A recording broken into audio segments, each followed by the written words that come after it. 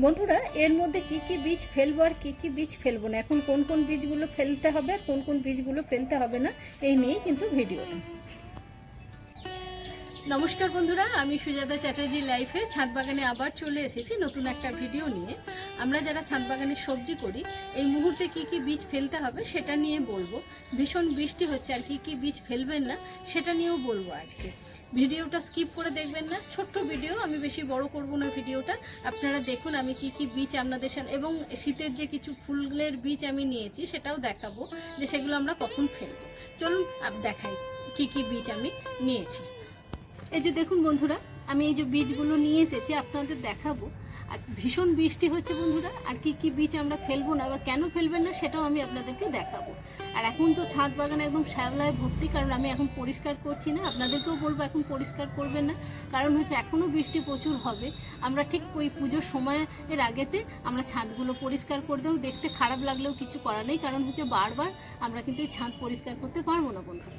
এবার দেখুন আমি কি কি ফুলের বীজ আর কি সবজির বীজ নিয়েছি আপনাদের কাছ থেকে দেখাচ্ছি। বন্ধুরা, কাছ থেকে দেখানোর আগে আর একটা কথা বলি, যারা ধরুন শীতের আমরা সবজি গাছ বলুন ফুল গাছ বলুন যারা করতে চাইছি, এই মুহূর্তে কিন্তু বীজটা আমাদের ফেলতে হবে।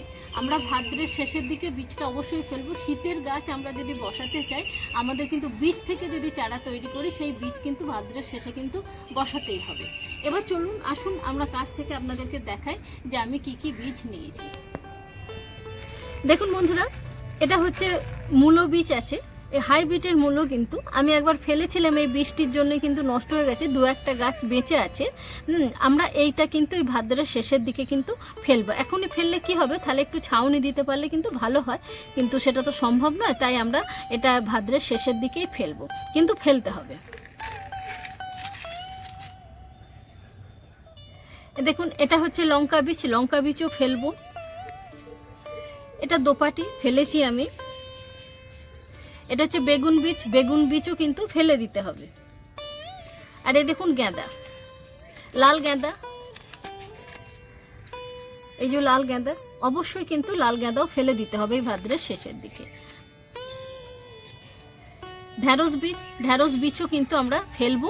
আর আমি খুলে দেখাচ্ছি না, আচ্ছা দেখিয়ে দিই একটুখানি। এই দেখুন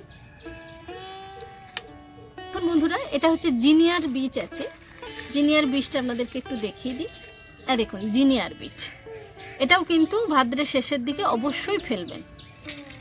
যারা চারা কিনবেন তাদের ব্যাপারটা আলাদা, কিন্তু যারা বীজ থেকে চারা তৈরি করবেন তারা কিন্তু অবশ্যই। আর এই দেখুন এটা হচ্ছে ক্যাপসিকাম, খুব ছোট্ট ছোট্ট দানা বলে কিন্তু আমি ফেললাম না, দেখুন কাছ থেকে আপনাদের দেখাচ্ছি। এটা হচ্ছে ক্যাপসিকাম।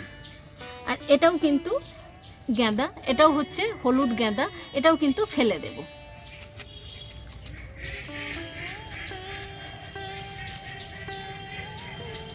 এই দেখুন, দেখতে পেয়েছেন?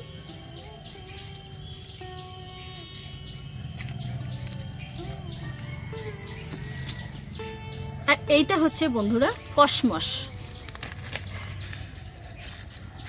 কসমসের বীজ, এটাও কিন্তু ফেলে দিতে হবে। এবার বন্ধুরা বলি, অনেকে এই সময়তে আমরা পালং শাক ধনে বীজ এগুলো কিন্তু আমরা ফেলি। আমি বলবো আর দুদিন পরে ফেলবেন, কারণ আমি ফেলেছিলাম, আপনাদেরকে দেখাচ্ছি তার পরিণতিটা কি হয়েছে। যদি আমরা ছাউনির মধ্যে গাছ করতে পারি তাহলে কিন্তু বন্ধুরা ভালো হয়।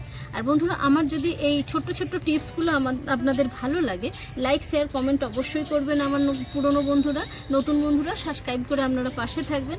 এবার আমি কেন আপনাদেরকে পালং শাক বা এই গাছগুলো লাগাতে বারণ করছি সেটা আজকে আপনাদেরকে একটুখানি দেখাই যে কেন বারণ করছি। দেখুন বন্ধুরা, আমি একটু আগাম পালং শাক খাবো বলে লাগিয়েছিলাম, দেখুন বৃষ্টিতে কি অবস্থা হয়েছে। যার জন্যই বলছি এখন পালং বীজ বসাতে গেলে কিন্তু একটা ছাউনি কিন্তু অবশ্যই দিতে হবে, না হলে কিন্তু আমরা আর দুদিন পরে ফেলবো। পালং বীজ কিন্তু যদি ভালো পালং বীজ হয়, আমরা কিন্তু দুদিনের মধ্যে গাছের চারা বেরিয়ে যাবে। যার জন্য আমরা যেগুলো কফি বীজ কিন্তু অবশ্যই কিন্তু আমাদের এই ভাদ্রই ফেলতে হবে, সেটা ছাউনি দিয়ে হলেও কিন্তু ফেলতে হবে, না হলে চারা কিনতে হবে। দেখুন লাল নোটে ফেলেছিলাম, এ তো যেমন তেমন হয়, তাতেও দেখুন বৃষ্টিতে এই অবস্থা হয়েছে। কফি গাছগুলো চারা কিনে এনেছিলাম, দেখুন এর হালও কিন্তু এইরকম। কিন্তু আমরা শীতের গাছ করতে গেলে আমাদের কিন্তু বন্ধুরা অবশ্যই কিন্তু যদি চারা ফেলি, চারা কিন্তু ছাউনি দিয়েও কিন্তু আমাদের চারাটা ফেলে দিতে হবে, বীজটা আর কি ফেলে দিতে হবে। দেখুন মূলো গাছেরও সেই অবস্থা দেখতে পেয়েছেন, এই বৃষ্টিতে কি অবস্থা হয়েছে। আমি এখানে নতুন করে আবার ঝিঙে গাছও দিয়েছি, ঝিঙে গাছগুলো দেখছি ঠিক আছে। দেখুন এই মুক্তকেশী বেগুন কিন্তু আমি দেখিয়েছিলাম, দেখুন এত বড় বড় হয়ে গেছে। যারা শীতের বেগুন বসাতে চাইছেন তারা কিন্তু চারা নিয়ে এসেও এখন বসাতে পারেন ও বীজও ফেলে দিতে পারেন। দেখুন বন্ধুরা কত পুর্তুলিকা ফুটেছে দেখুন। এখানেও কিছু আমি নোটে শাক ফেলেছিলাম, বেগুনের মাটি তৈরি করছিলাম, তার আগে আমি শাকের বীজ ফেলে দিই। দেখুন এই বৃষ্টিতে কি অবস্থা হয়েছে। আবার নতুন করে লাউয়ের বীজ ফেলেছি, বৃষ্টিতে কি অবস্থা হয়েছে। এ দুটো মনে হচ্ছে ভালোই থাকবে। অবশ্যই কিন্তু আপনাদের এই বীজগুলো বসিয়ে দিতে হবে ভালো করে। বন্ধুরা দেখুন আমি লঙ্কার বীজ ফেলেছিলাম, দেখুন কল বেরিয়েছে কিন্তু মাটিটা একদম ধুয়ে চলে গেছে। এতে আমি হালকা করে শুকনো মাটি কিন্তু দিয়ে দেবো। দেখুন ভালো করে দেখুন, দেখুন কলও বেরিয়ে গেছে। লঙ্কার বীজও কিন্তু আপনারা অবশ্যই ফেলে দেবেন এখন। বন্ধুরা আমরা আগাম ধনে বীজ বা ধনে চারা আর কি তৈরি করি, সেটা কিন্তু ফেলতে গেলে আপনাদের কিন্তু অবশ্যই ছাউনির মধ্যে ফেলতে হবে, আর না হলে নষ্ট হয়ে যাবে, আর না হলে আপনারা কিন্তু পরে ফেলবেন। এখন বীজ ফেলা মানে নষ্ট করা, যদি ছাউনি না দিতে পারেন তাহলে কিন্তু নষ্ট হবে, সেই জন্যই বলো বন্ধুরা।